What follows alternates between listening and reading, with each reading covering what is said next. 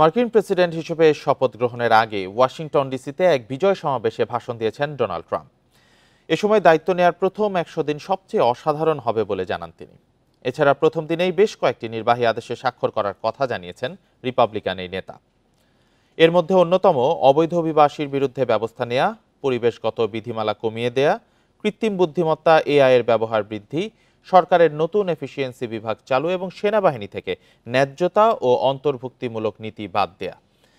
বিজয় সমাবেশে Tesla CEO Elon মাস্কও উপস্থিত ছিলেন। এ সময় নতুন প্রশাসন দুর্দান্ত কিছু করতে যাচ্ছে বলে আশ্বস্ত করেন তিনি।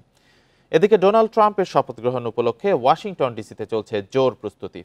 তীব্র ঠান্ডা উপেক্ষা করে ক্যাপিটল হিলে জড়ো হয়েছেন হাজারো ভক্ত সমর্থকরা।